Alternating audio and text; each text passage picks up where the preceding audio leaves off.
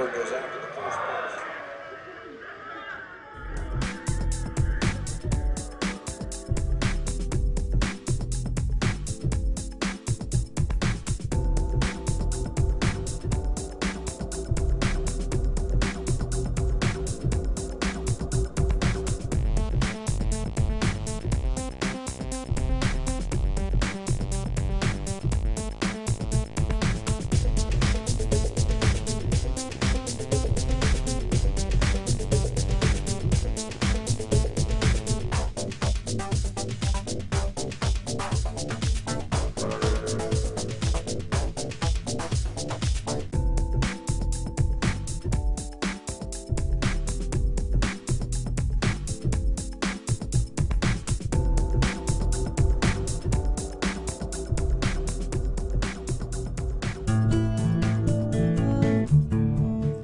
Maybe your first experience of putting money in the bank wasn't quite as heartwarming as this, but odds are, years later, you still refer to the balance showing on your bank account as being your money in the bank.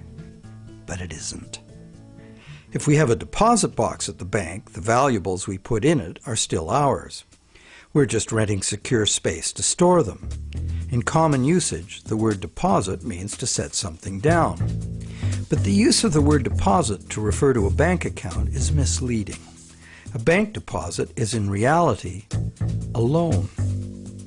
What the amount in our bank account really indicates is how much money the bank owes us. It's a record of the bank's promise to pay us money, not the money we deposited itself. The difference is important. The truth is, when we hand the contents of our piggy bank to the bank teller, our money becomes the bank's money to do with as it pleases. All of the money in the bank is the bank's money. None of it is ours. That's why the bank pays us interest. We have loaned the bank our money. This may seem to be a semantic distinction. We know we can go to the bank at any time and take our money out in cash if we want to. But the distinction is not semantic, nor is it trivial. The distinction is crucial. What happens in banking affects everyone, and yet few of us know anything at all about how banking really works. The entire world economy now runs on a system of credit provided by banks, and when that credit system breaks down, everyone suffers.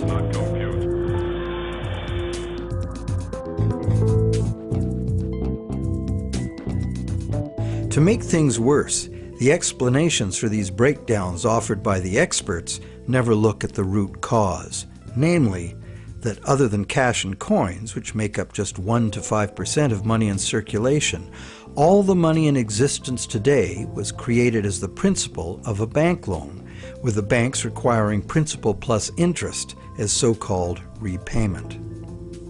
Not only does this make the existence of money entirely dependent on the existence of bank credit, it makes the system as a whole bankrupt by design, as total debits, principal plus interest, exceed total assets from the moment the first loan document is signed. As the global banking system staggers towards worldwide collapse, more and more people are realizing they can no longer ignore the realities behind banking as it is practiced today. Many have lost their homes and jobs due entirely to the unsustainable practices of moneylenders. It's time people understood money and the pressing need to fundamentally change the way it works.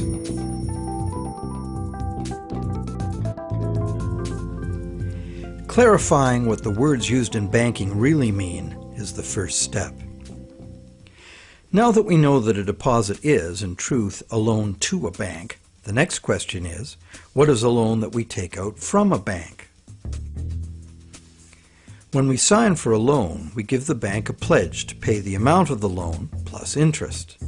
In return, the bank credits our account in the same amount as this so-called loan.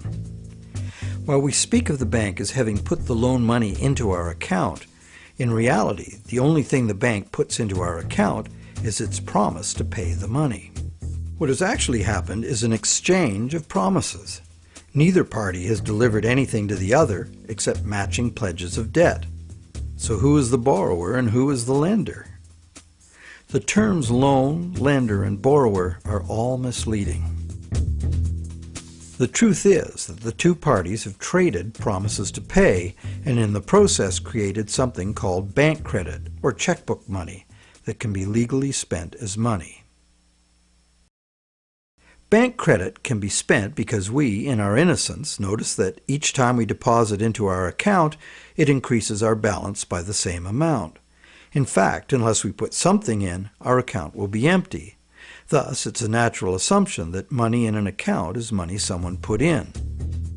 The account is a promise to pay, not the money itself. In fact, a promise always indicates the absence of the item promised. Otherwise, why does it need to be promised? Now, because all bank accounts are just promises to pay, the bank and the borrower can simply exchange promises and, in the flash of a few keystrokes, a positive balance appears in the borrower's bank account without anyone putting existing money in. Now you know the real source of what we call a bank loan.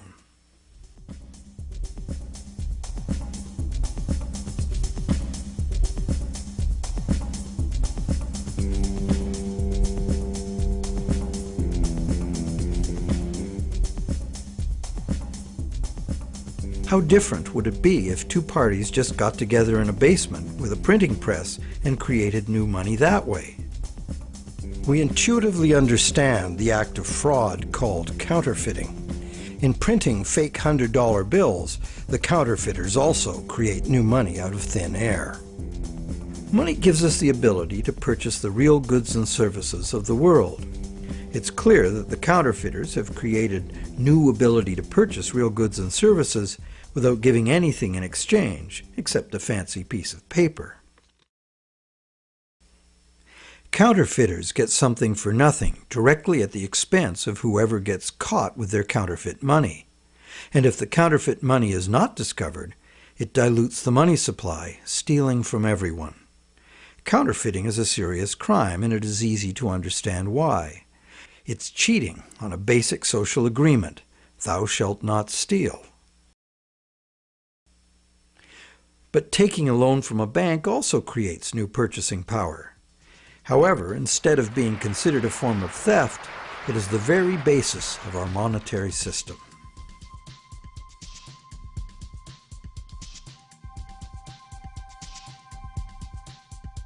How did one form of creating money out of thin air become a crime and the other become standard business practice and the source of almost all our money? For this is what has happened. To understand how, we need to look at the history of the laws governing commerce. But before that, we need to understand the logic of the loan process itself.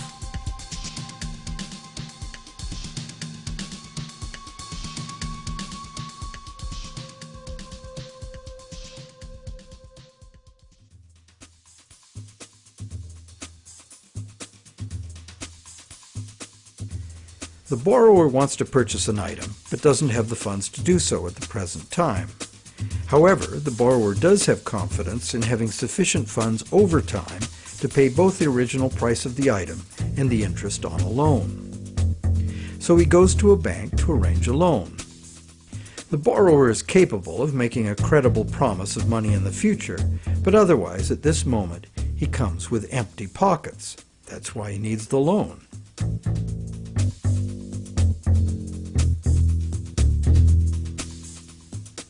We're probably all familiar with what happens next. The bank gets the borrower to sign an agreement in which the borrower promises to pay the bank the amount of the loan plus interest, or, in default, surrender to the bank the object that is to be purchased with the loan. This is done countless times every day all over the world. But there's a problem. How can the borrower pledge as collateral something that the borrower does not yet own? If I wanted to borrow $10,000 from you to go on a luxury cruise to Europe, would you accept my neighbor's car as collateral? Of course not, because you know very well that I have no legal right to give you my neighbor's car, no matter how much I owe you. But if instead I promise to buy my neighbor's car with the $10,000 you lend me, the situation is different. You might agree to lend me the $10,000, believing I will buy the car and will pledge it as collateral for the loan once I obtain legal title to it.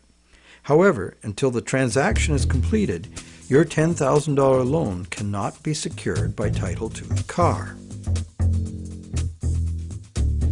This sequence of events problem could be very simply avoided. You could buy the car and then sell it to me. The bank could do it this way too. If the borrower commits to the bank to buy the item, why doesn't the bank just buy it with its own money and then sell it to the borrower on time payments at interest? Well, the answer to that question is also very simple. It's because the bank, like the borrower, has come to the transaction with empty pockets. The bank fulfills its part of the so-called loan transaction by creating an account for the borrower. The truth is, the so-called borrower has funded his own account by fraudulently pledging a car he does not yet own as collateral. And the bank, the so-called lender, hasn't put up any existing money at all. And, if all goes well, it never will.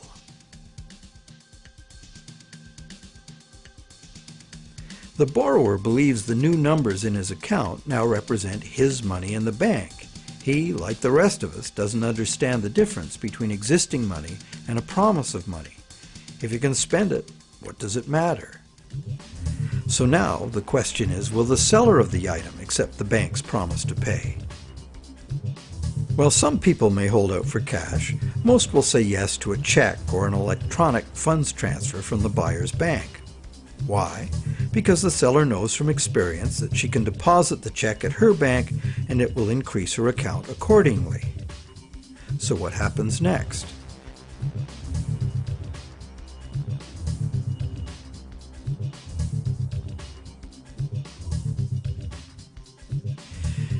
Well, obviously the buyer's bank now owes the seller's bank the amount of the loan.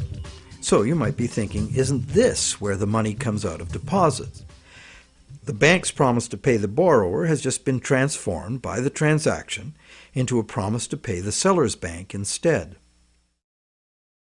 So now the buyer's bank has to transfer some of its existing money to the seller's bank, correct? Yes, but probably only a small proportion. And over the long term, as long as the bank gets its fair share of deposits, the net amount of existing money the bank needs to cover its loans can theoretically be zero. How? Well, imagine first that the seller has her account at the same bank as the buyer. She deposits the buyer's check into her account. All the bank has to do to complete the transaction is reduce the buyer's account by the same amount it increases the seller's account. As both accounts are just promises, no existing money is involved in doing this. What is the end result? The bank has created bank credit for the borrower to the sum of $10,000. The borrower has bought the car that existed in the world of real things, and the seller now has that bank credit of $10,000. Thus, a brand new claim upon $10,000 worth of real goods of value was accomplished with absolutely $0 of the bank's or anybody else's money. On top of that, the bank gets to have all this so-called money paid back by the borrower's honest toil plus interest, or the bank gets the car. Magic like this is usually seen on stage. So now let's examine what happens if the seller deposits her check in a different bank. Won't that require a transfer of existing bank funds from the buyer's bank to the seller's bank? Perhaps, but it will almost certainly never be anywhere near the whole amount because, in effect, the banking system functions as one bank. To illustrate, let's add another transaction to this scenario. That same day, the seller's bank made a similar loan to a little old lady who bought a mega home theater system. The electronics store deposited her check at their bank. The electronics store's bank made a similar loan that was deposited at the original borrower's bank. And when all the various balances were settled, the banks didn't owe each other anything. And even if there were differences, they would have been just a small portion of the total credit created. So, at this point we can say that although banks don't actually lend out their depositors' money, as most of us imagine, they still need deposits to make loans. This is because banks need incoming credit from other banks to offset their own credit being deposited at those banks. As long as banks keep their outgoing credit balanced with incoming credit, they are free to make new loans and thereby keep creating brand new credit money. None of it will ever have to come out of the bank's pockets. The bank is free to invest its own funds in corporate and government bonds and whatever other instruments their charter allows. If one draws a diagram of it all, it looks like this. The interest governments and corporations pay the banks on their bonds is paid by us. We pay it as a portion of our taxes, and we pay it in the price of all the goods and services that we buy. And there is another thing passed on to us as well, and that's the risk that the bank will go broke and not be able to honor its promises to pay. Now you may wonder, how can a bank go broke if it doesn't put any money up in the first place? What have they got to lose? The answer to that question is that banks differ from counterfeiters in that the banks are legally allowed to create new money, but only by certain rules of accounting. Banks can only create money by entering a borrower's payments and collateral as an asset on the positive side of the ledger, balanced on the negative side by the loan, or what the banks call the deposit liability created by the bank. When the borrower defaults on the payments, the asset pledged as collateral is seized by the bank and sold. In a declining market, when repossession is most common, the new lower value of the asset doesn't cover the bank's liabilities, which were based on the previous higher value. This shows up as a loss on the bank's books. When foreclosures are rampant, as in a collapsing real estate market, much of the value of the bank's collateral simply evaporates as home prices drop, exposing the bank to huge losses. In truth, it's all just numbers, created out of thin air. But banks must adhere to the dictates of these numbers, and the consequences of bank arithmetic gone wrong can include economic standstill, social disintegration, total financial chaos, lawlessness, starvation, and war.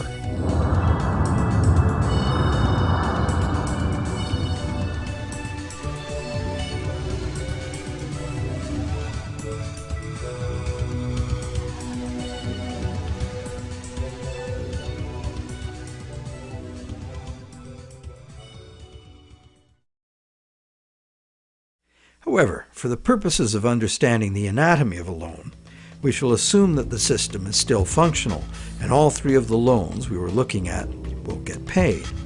The end result is that not $1 of existing money has changed hands, but $30,000 of new bank credit has been created and spent into the money supply, and each of the three banks gets to collect interest on $10,000 of it. Is creation of this brand new $30,000 really an act of fraud, like counterfeiting? The obvious difference is that the banking system is legal, regulated by government, and disciplined by the courts to follow the rules of accounting. Another difference is that there is no obvious victim, like the person getting caught with a counterfeit bill. Banks argue that the buyer and the seller both got what they wanted and agreed to, so where is the fraud? And if there was a fraud, who lost out? Well, to determine that, let us list who got what out of the deal. The borrower got the item he desired on terms he willingly agreed to. He may curse his decision later as he struggles to make the interest payments, or he may live happily ever after, thankful he got the loan. The seller got an increase in bank credit, which she's been conditioned since childhood to think of as her money in the bank. She's confident that she'll be able to spend it in turn, and she will. So, as far as the seller is concerned, she has been paid in full. She's happy. So who, if anyone, suffered as a result of the deal? Is there another party to this transaction we've overlooked? Well, there's also the bank that gets to collect interest on a promise to pay money. That's the business they are in and usually do very well by. And anyone else? Well, where did the car come from? It came from the world of real things. Natural resources, energy, and labor were expended to produce it. What if we consider the hidden party to be society at large and the natural world from which all things ultimately come? Because the brand new bank credit money didn't just sit there, it got spent into the general circulation in the real world. It's the real world that ultimately gets the new money in exchange for its car. This new money might stimulate new production, temporarily enlarging the economy, making lots of people happy.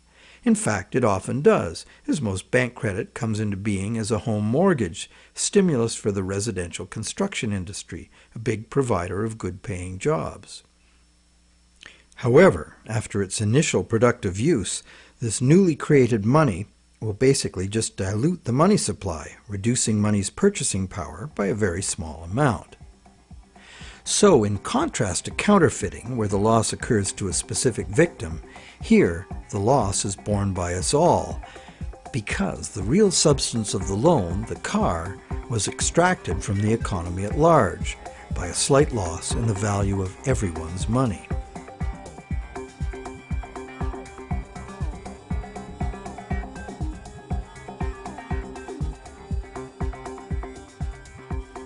To continue our comparison of bank credit with counterfeiting, counterfeit cash eventually gets detected and removed from circulation, causing a direct loss to whoever accepted it.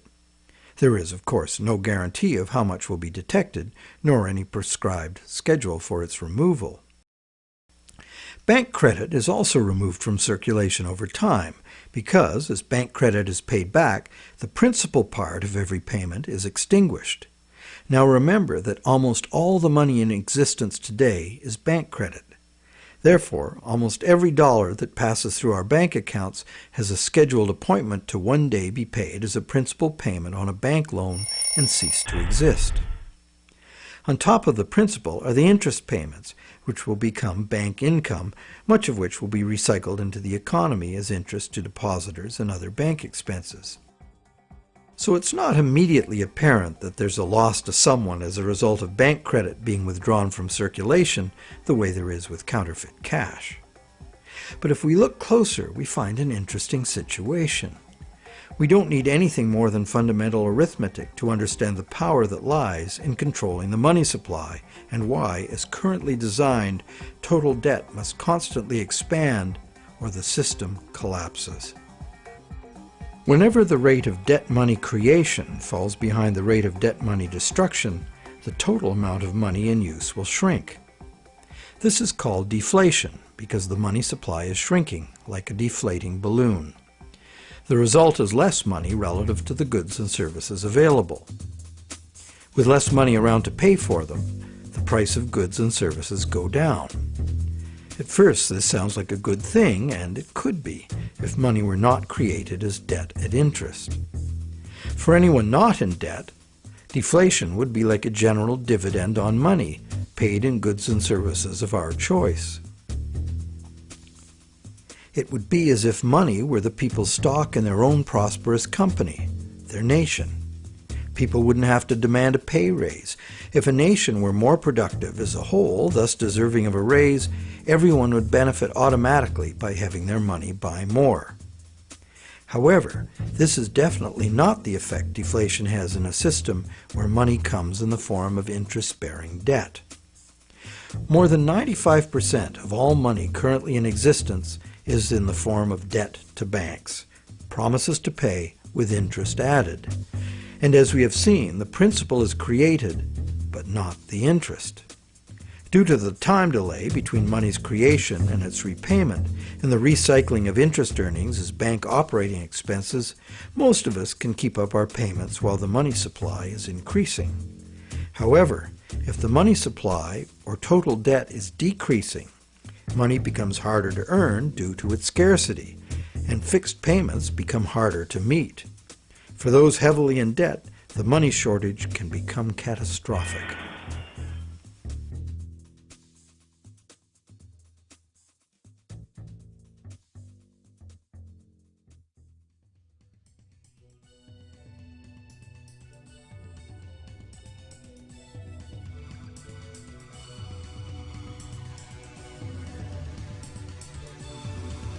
Unfortunately, the psychological effects of falling wages and prices rapidly accelerate the process, as borrowers, including large businesses, lose confidence in being able to repay loans, so that they don't sign up for any. And without new loans to replace old loans, the money shortage rapidly gets worse, resulting in a decrease in jobs and purchasing power, even in the midst of abundant resources and productive capacity. This dismal spiraling math makes mass foreclosures inevitable. Prices plummet as no one wants to spend their money. Shrinking values destroy the value of loan collateral, causing banks to write off huge losses. Some even close their doors. Consumer and business confidence is lost. Rampant economic and social dysfunction follows.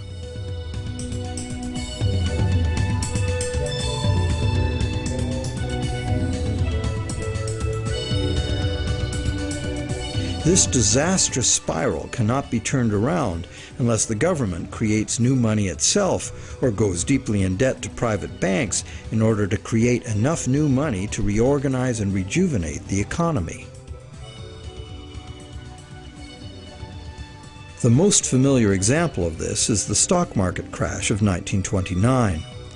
The psychological fallout of the stock market collapse resulted in less borrowing and thus less new money. The Federal Reserve did nothing to correct the resultant deflation, and by 1932 the money supply had been reduced by a third. Countless people were evicted from their homes because the money to make their mortgage payments simply ceased to exist.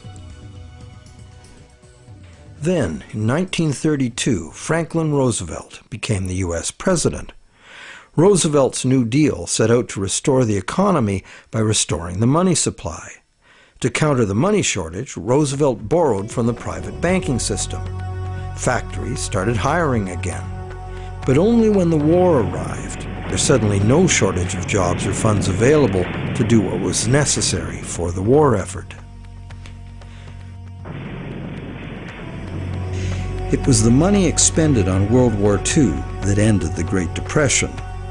The war also resulted in 50 million deaths worldwide and led to a new hostile international balance of power with its attendant arms races, mounting debts, and sweeping social and technological transformations.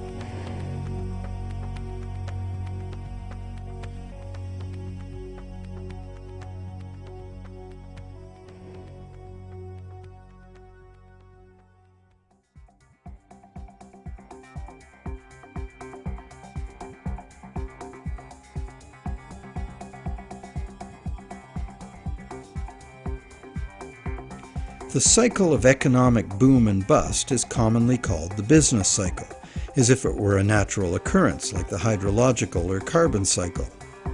These natural cycles are ultimately driven by the sun. But what is it that drives the business cycle? One answer is the supply of money. And as we have seen, the supply of money is dependent on loans. So let's look at what happens during the lifetime of an individual loan. We've seen how bank credit is nothing more than the bank's promise to pay, which the bank has created on its books to balance the borrower's promise to pay that it has received. The bank's promise to pay is usually spent on some real good or service and allowed to circulate, making the efficient exchange of goods and services easier to accomplish. As a medium of exchange, today's promise to pay money is unsurpassed in its usefulness and flexibility. However, because no money is created to pay the interest, a seemingly impossible situation is created. On the face of it, if borrowers had to pay the interest they owe all at once, they would have to fight it out for a limited sum of existing money that was very much less than the total owed. The percentage that would be unable to pay off their loans would be simple to calculate. However, interest is usually paid over time, not all at once. If this interest income is recycled into the general economy as spending, it can be available to be earned repeatedly. Once we understand this, the question of whether interest is actually unpayable becomes more perplexing. Is there such a thing as a sustainable system of lending that does not produce mathematically inevitable defaults? In the Middle Ages, usury, meaning charging interest or any form of making gains solely from having money, was condemned as a sin.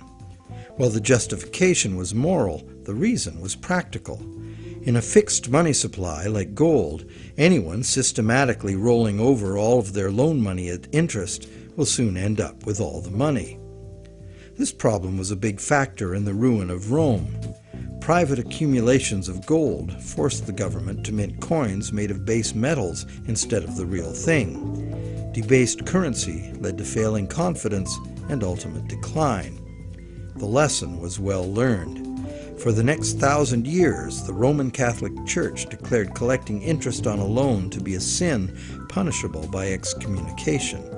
In some countries, the penalty for practicing usury was death. Is charging interest really a sin? While today it seems very reasonable to charge for the use of money, there's a simple and unavoidable problem with doing so. Unless moneylenders spend every penny of interest they receive in such a way that the borrowers can earn it again, the borrowers are going to come up short regardless of their hard work and personal virtues. Someone will default simply as a result of the arithmetic. This is easy to picture where there's a fixed money supply like gold coin. As long as all of the coins taken in as interest are spent so that the borrowers can earn them, the same coins can be used to pay the interest over and over. The lender can profit by buying real things with this coin, but the coin itself must be spent, not lent nor removed from circulation. Leaving aside any moral considerations, this arrangement would be sustainable.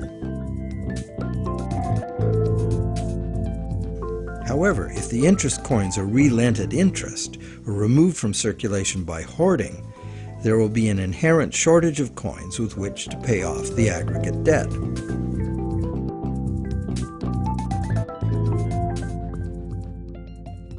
The situation is essentially no different in our current debt-based system. As we have seen, nowadays virtually every dollar comes into existence as debt, with a scheduled appointment to be extinguished as a principal payment on the loan that created it. Thus, for all borrowers to be able to make their payments of principal plus interest, two things must be true. The dollar created as the principal of the loan must be available to be earned by the borrower in order to make the principal payment that extinguishes that dollar. And every dollar the borrower pays to the bank as interest must also be available to be repeatedly earned by the borrower so that it can be paid as interest again and again.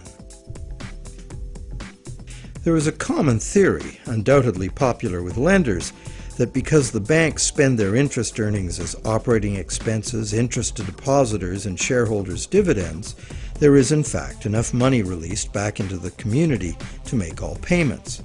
However, like the idea of absolute shortage, this is an oversimplification. Picture what happens if someone else, such as you or I or an institutional non-bank lender, obtains this dollar and then lends it out at interest. Well, now that same dollar is simultaneously owed to two lenders and has two simultaneous interest charges attached to it. In addition, if this dollar is loaned, repaid, and reloaned by the secondary lender, it is not available to pay off the principal of the loan that created it, except as another loan. So, can we borrow from Peter to pay Paul and borrow from Paul to pay Peter? This gets interesting. We can. However, each time money is borrowed, there's an interest charge added that also must be paid. If all added interest charges can be earned, all payments can be made. On this basis, many economists and defenders of the current system claim there can never be a shortage of money and all payments can be made. But this seems to be a false assurance. For instance, if secondary lenders capture some of the money needed to retire the loan that created that money, the original loan can never be retired. The deficiency will have to be borrowed over and over forever, each time at interest. Each deficiency will be cumulative, adding to an ever-building total of debt that can never be paid off. And it stands to reason that for each added interest charge in the system as a whole, something extra is demanded of the system as a whole to pay for it. This affects everyone, producers, governments, and consumers. For producers, that something extra must be raised through higher prices or more sales. However, competition for more sales usually requires lowering prices, necessitating even more sales, and leads to overproduction and saturation of the market. The end result can mean job losses, plant closures, and bankruptcies. For governments, that something extra is raised by increasing taxes. But increasing taxes drains money from the productive economy, resulting in a reduction in the collective ability to pay taxes, which then necessitates increased government borrowing and additional interest charges. For consumers, something extra can mean getting an additional job, or borrowing to pay past debts, or paying off debt over longer periods of time. However, competition for jobs tends to lower wages, and paying over longer periods of time adds enormously to the amount of interest owed. And of course, borrowing to pay off past debts is like trying to fill a hole with more hole. And that is the situation we find ourselves in today. Producers can't sell more because consumers can't afford to buy. Governments are cutting taxes, not raising them, hoping to stimulate consumer demand, and consumers' real incomes are limited or even falling due to competition for a limited number of jobs. Therefore, any increase in the total amount of interest charges within the monetary system as a whole will result in a genuine shortage of money. This is because the real productive economy is limited by the availability of nature's resources. The productive economy exists to serve actual needs. It simply cannot keep pace with the demands of the artificial financial economy, which has an unlimited appetite for profit, and which operates with no regard for the natural limitations of the real world.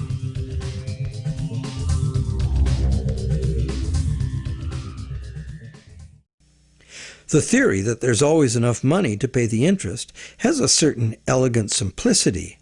However, by the very nature of the assertion to be true, it has to be 100% true. This is impossible.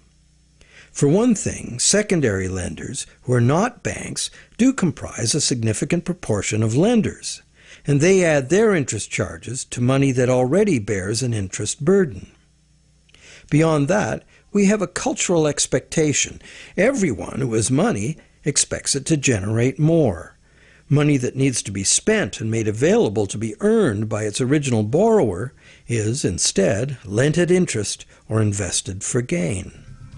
Therefore, we can conclude that the two conditions that must be true for all borrowers to be able to make their payments of principal plus interest and thus permanently discharge their debt, those conditions are not met by the current system. Nowhere in the current system is there any restriction on relending money that was created as a loan, nor is there any obligation upon banks to make their profits from interest available to be earned by borrowers, enabling them to extinguish their debts. Quite the opposite. Banks invest these profits to make further profits. And it's not just the banks that cause the problem. Anyone who takes their ball of money and starts rolling it like a snowball to make it bigger does so at the expense of borrowers who will not find that money available to pay their debts, except as more debt. And of course, those rolling the biggest snowballs pick up the most snow. As the saying goes, the rich get richer and the poor get poorer. Money needed by borrowers in the lower realms of workaday productive economics moves upstairs to play in the casino world of abstract financial profit, and that's a world where transactions are little more than gambling on numbers in an effort to achieve higher numbers. They have little or nothing to do with providing the necessities of life.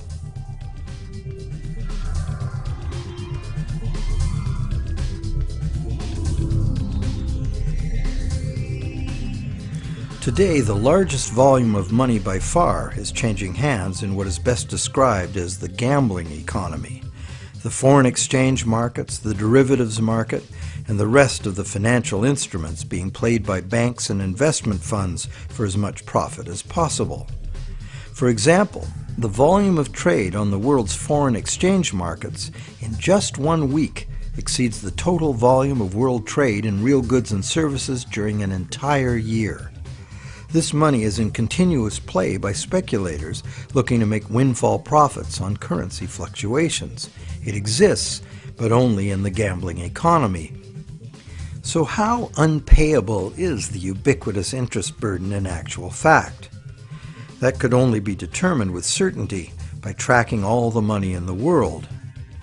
With over 6 billion people earning, spending, borrowing, and lending, the world's money flows are at least as complex as the flows of the ocean. They are impossible to know. But the direction is pretty clear and simple, and it's the same old story.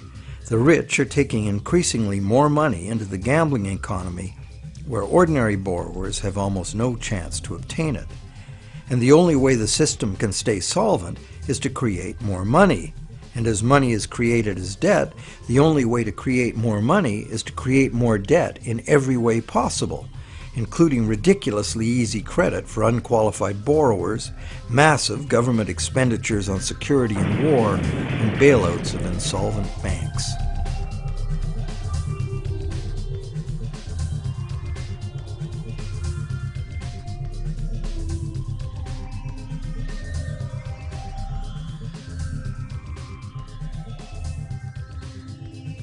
How does the individual loan cycle relate to the boom and bust phenomenon known as the business cycle? The individual loan cycle can be described like this. First, there is economic stimulation because of initial spending. This is followed by inflation because new money basically just dilutes the money supply.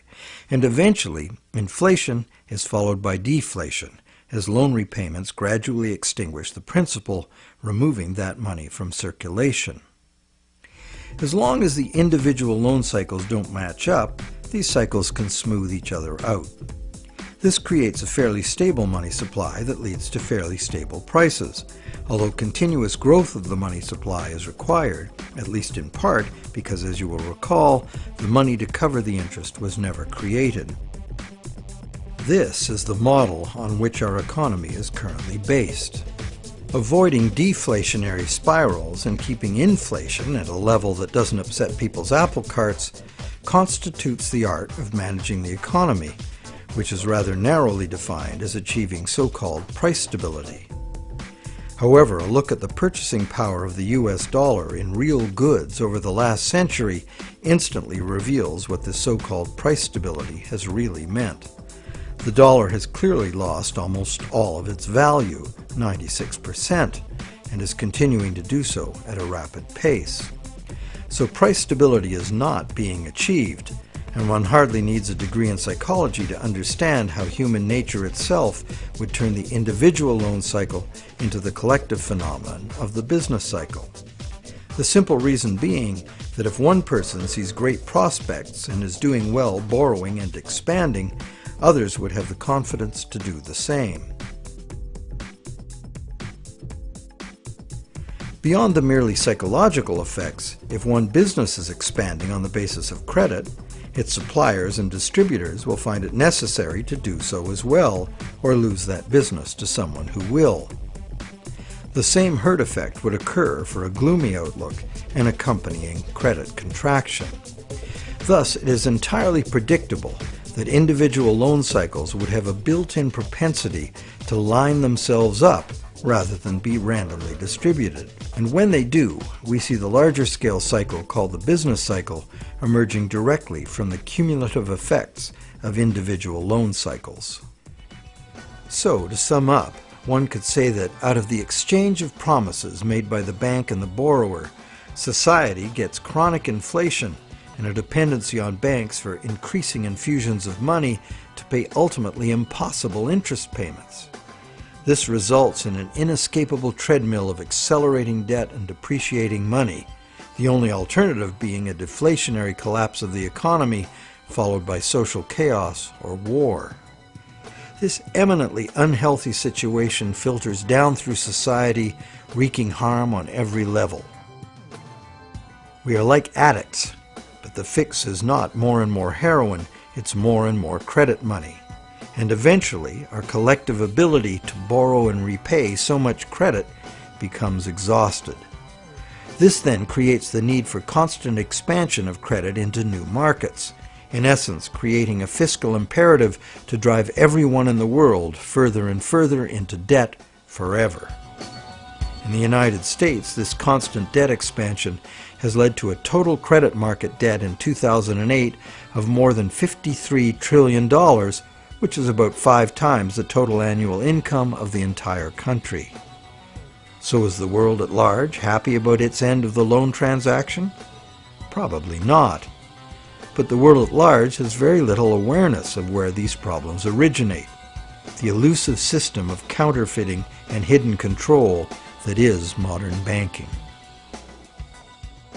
And how about the banks? How have the banks fared as a result of this system?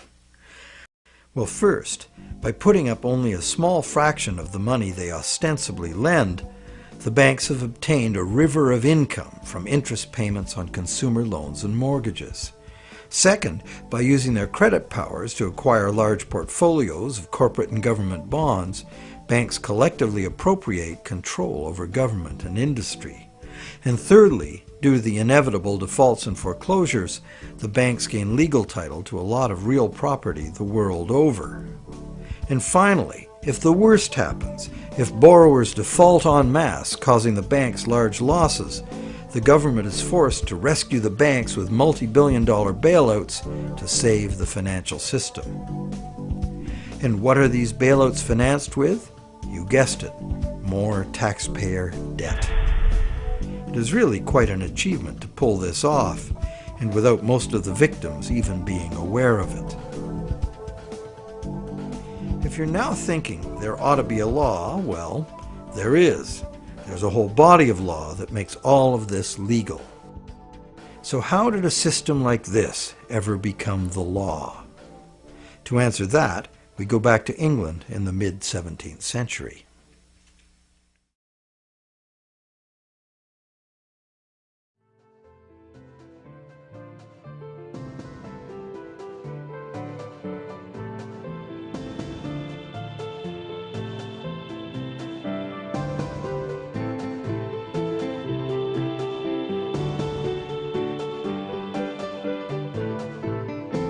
With the development of better ships and the new explorations they allowed, trade was expanding rapidly.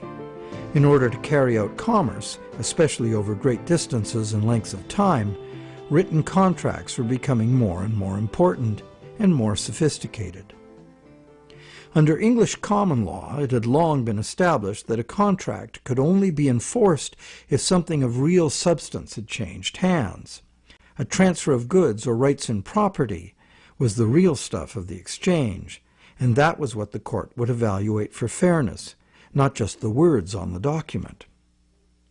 A contract under which there had been no exchange of consideration, meaning real goods or rights in property, was deemed to be empty and was therefore not enforceable by the court. So, a contract in which a borrower, say, pledged a car he does not own in exchange for a bank's promise of payment would not even qualify as a contract. No common law court would enforce it. As well, in the event of a dispute over a contract, under common law, only someone who had actually provided consideration to the transaction, in other words, only someone who delivered the goods, had the right to sue in court for fulfillment of the contract by the other party. This right was not transferable to a third party.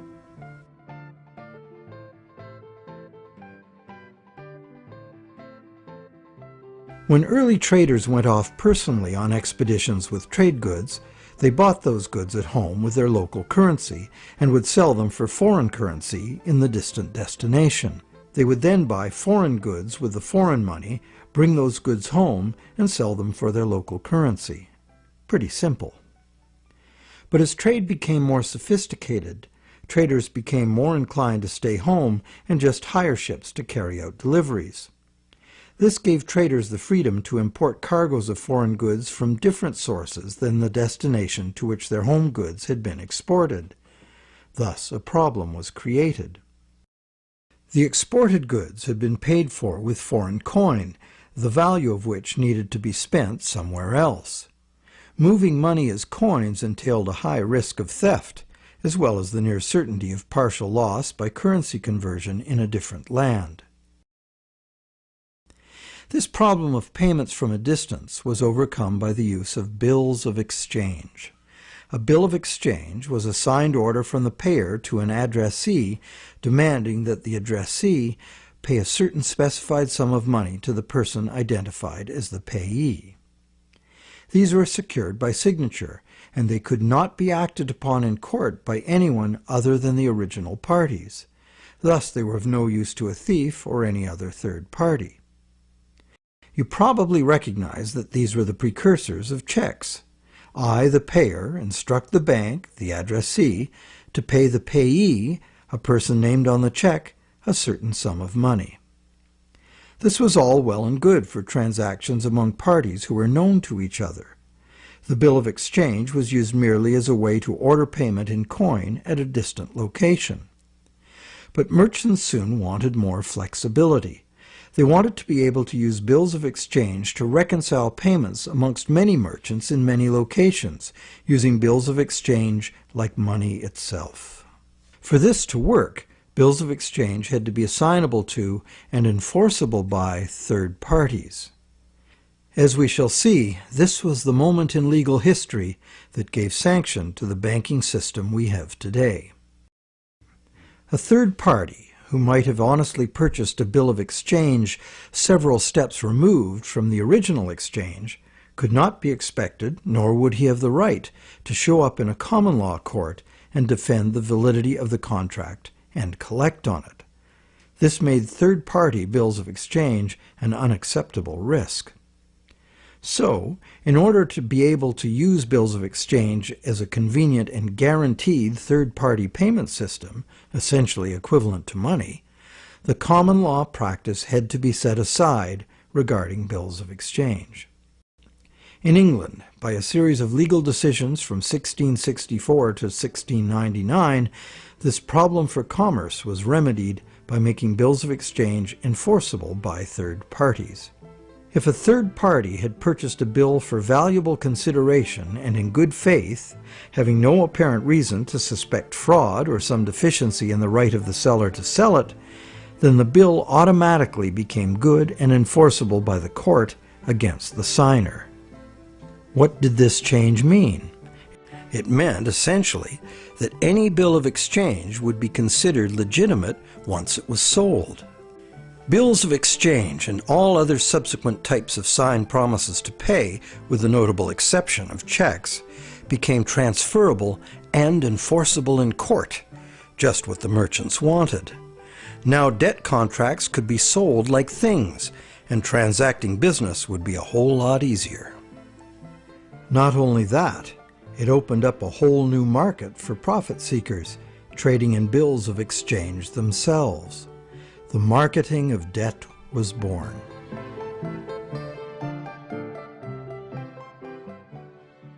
The change in the law had another effect as well.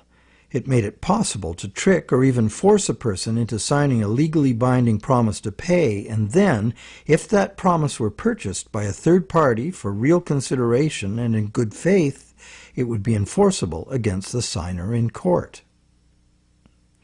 Ultimately, this became one of the foundational principles of the Uniform Commercial Code, which governs the conduct of business in the United States, and by extension, in most of the world.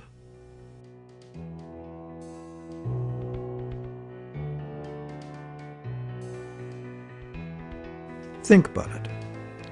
If we buy a stolen laptop from a guy on the street, we're guilty of receiving stolen goods, a criminal offense. Doesn't matter if we paid honest money and were unaware the goods were stolen. The court will restore the goods to the rightful owner.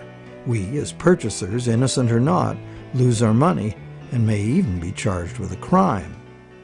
But if we buy a loan contract from a banker and give him real value for it in good faith, it doesn't matter that the loan contract may have come into existence under false pretenses. Whoever signed it is required by commercial contract law to pay up, and the courts will enforce the obligation. Today, debt contracts come in a myriad of forms, including and especially loans and mortgages. It's significant to note that just as these common law restrictions were being removed, the brand new Bank of England was being established. The first bank state authorized to create money out of thin air. The new laws fit in perfectly, making the new bank's empty contracts enforceable against the so-called borrower.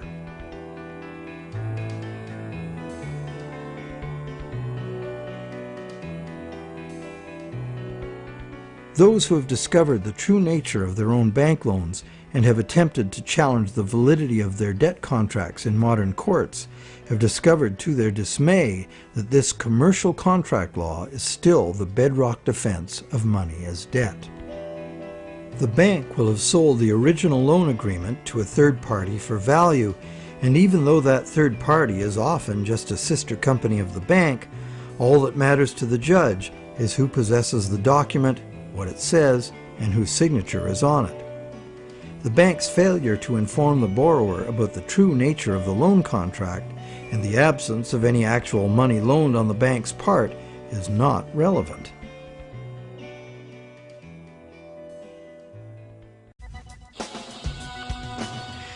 So, to conclude our investigation, it appears that modern banking practice rests on several distinct violations of common law, common sense, and natural justice. The first violation is the fraud the borrower commits by pledging as collateral property the borrower does not yet own. And the bank is complicit, as it knowingly accepts the fraudulent pledge as backing for the credit it creates. The second violation is the failure of the bank to disclose the true nature of the contract. The bank calls it a loan, leading the borrower to believe that he or she is receiving a loan of existing money. But the bank knows full well it has provided only a brand new promise to pay, simply typed in on a computer screen. A promise that the bank knows it will probably never have to fulfill. Thirdly, the loan agreement should be invalid because impossible contracts are legally invalid. The bank is creating an impossible contract because the conditions required to guarantee that the borrowers have the opportunity to pay off the principal plus interest are not met.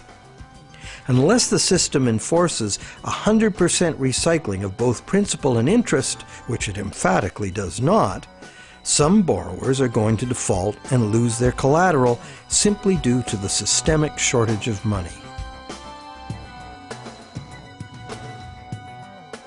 The fourth violation is the violation of natural law by the law of contracts, which confers automatic legitimacy of title on any contract if the contract is sold to a third party for valuable consideration. This violates the principle that one cannot give better title to something than one has. But perhaps the biggest fraud of all is that most of the people who produce the real wealth of the world are in debt and at risk of losing everything they have worked for to bankers who fabricate money out of mere promises to pay. And where does this leave us? We are hostages in an economy that must grow faster and faster to keep up with an ever-growing money supply, or the entire system collapses in ruin. The money system as currently structured refuses to recognize that the real economy is limited by the capacity of the planet to provide the raw materials and waste disposal services the economy needs. The planet is finite, and therefore it should be obvious that the economy cannot grow at an accelerating pace forever. Our current money system runs like the bus in the movie Speed. It could not slow down, or the bomb planted on the bus would go off. And our situation is even worse, because the rate of debt creation must forever accelerate, or the entire economy crashes. The notion that infinite, perpetually accelerating growth is possible is the great fallacy of modern economics. It is a fatal delusion born of greed. An economic, social, and environmental crash of unprecedented proportion is surely inevitable, and this monetary system is utterly and hopelessly incapable of adapting to it. No wonder monetary reformers around the world insist that the entire monetary system needs to be rebuilt from the ground up.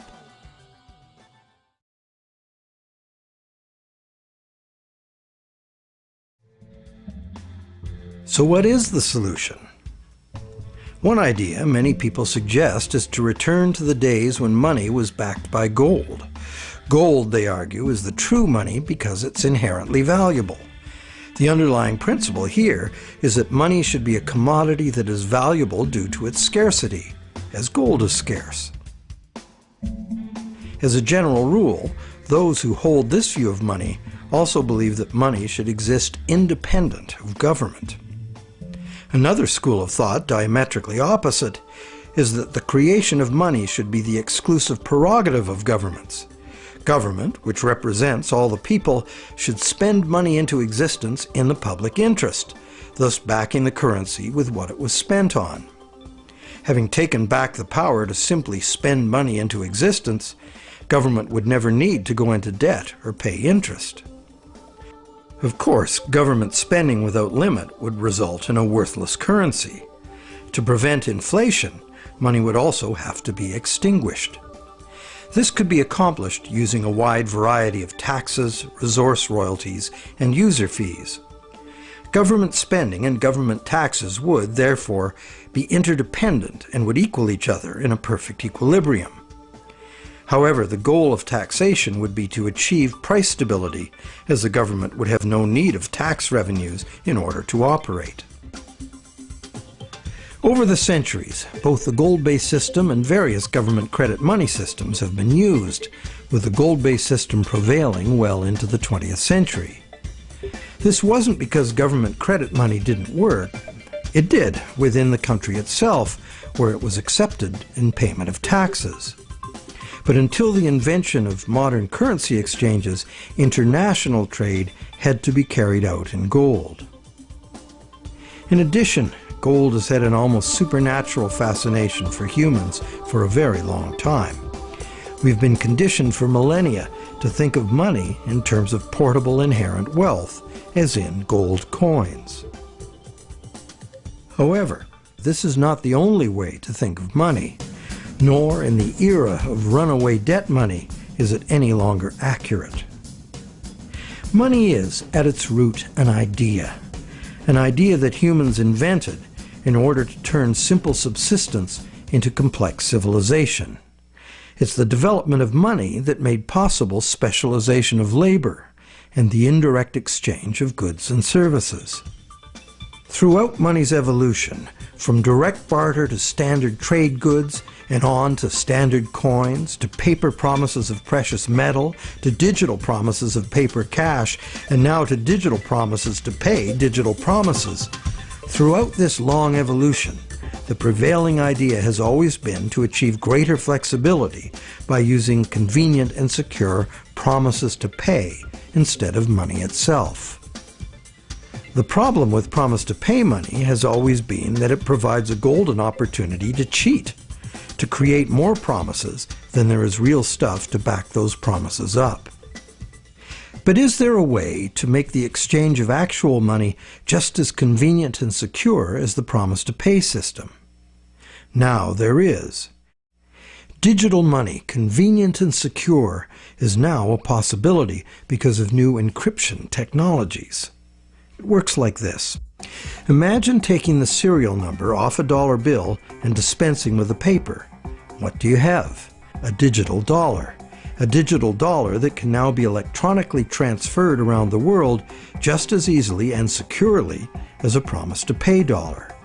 However, and this is the big however, the digital money, while being entirely electronic, is also like a metal coin. It can never be in two places at once.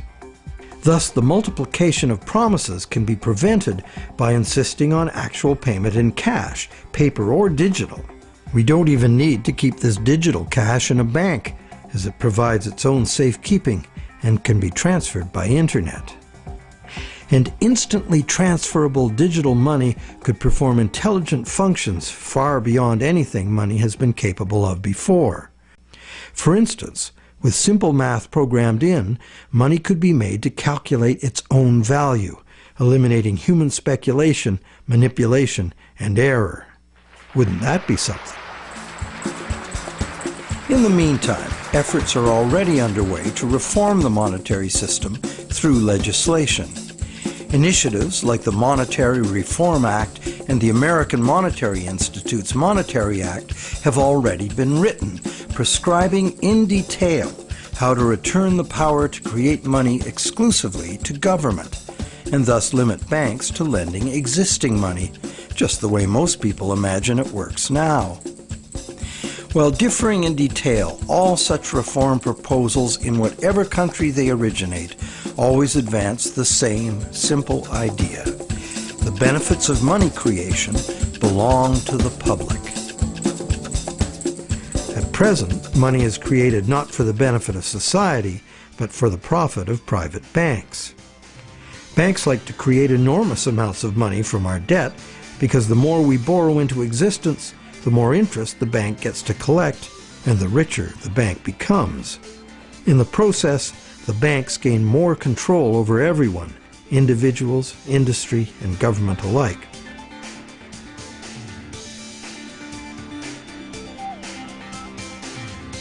Abundant money too often leads to speculative asset bubbles that make insiders rich.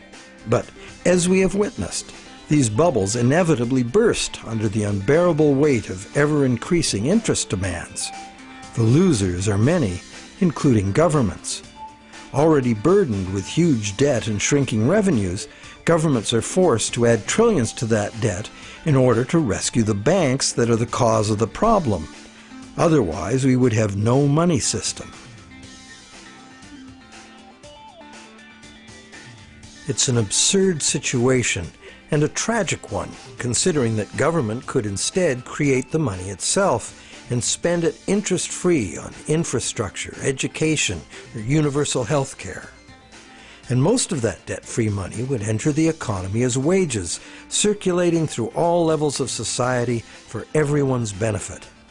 This kind of abundant money would fund a reinvigorated, productive economy in which the savings of the people could fund honest loans of real existing money. At its root, money is a means by which we exchange real value. Without real value in the world, money is nothing. As we have seen, it's the real world that makes the loan, not the bank. We, the people, in conjunction with the material blessings of the natural world, are the source of all real wealth. Therefore, money creation and its benefits belong to the public, not to private bankers. And what about interest? As we have seen, interest poses an arithmetic problem. And it's a problem that can only be solved in three ways. 1, defaults and foreclosures. 2, perpetual growth of the money supply. Or the preferable and only other solution, 100% recycling of interest as spending. But such full recycling could only be accomplished by nationalizing the banking industry in the public interest. For example, interest earnings from public service banking could be paid to all as a citizen's dividend. Or it could be used to fund government in place of taxes, as was done successfully in colonial Pennsylvania. And that's just one instance of a society that organized its monetary system differently. There have always been alternatives, and there are alternatives now.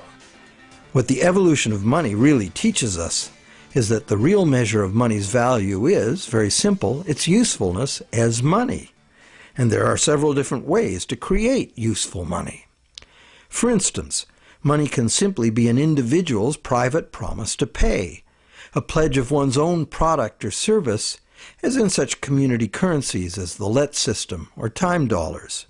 Thousands of these community currencies already exist in circles of trust where members can be counted on to honor the credit they issue for themselves.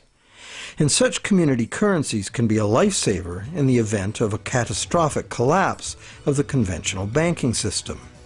When money shortages or hyperinflation disrupt trade and bring economic standstill, a working community currency can sustain a local economy. Are such proposals radical? You bet. But there are unprecedented challenges before us. No longer can exponential growth allow us to sustain a monumental debt that must ever increase to prevent the house of cards collapse of the whole system. Increasing wealth disparity, crushing debt, failing banks, and social and environmental catastrophes are what we face unless we radically change course. We must transform our monetary system to one that can adapt to a future we can now clearly foresee. To begin, we must examine monetary system designs that can deal with widespread economic shrinkage without inducing mass foreclosures and bankruptcies. But what can you do right now? Well, right now there are people and organizations around the world that understand the problems and the injustice of today's monetary system, and you can join them in their effort to bring about the fundamental changes we need. It's time to talk to our friends. A financial crisis is the ultimate teachable moment. When bankrupt banks have to be bailed out by the governments the banks were formerly lending to, the contradictions, the fraud, and the fatal flaws of the current system are laid bare for all to see. But the solutions are there to see too if we look. We cannot afford business as usual. Making adjustments to the current system will not save us. The changes we need to make are radical and dedicated to the good of all, not the profit and control of a few. To make these changes, we must leave behind our outmoded assumptions and misplaced faith. We must face the challenge of a complete transformation. Reality calls.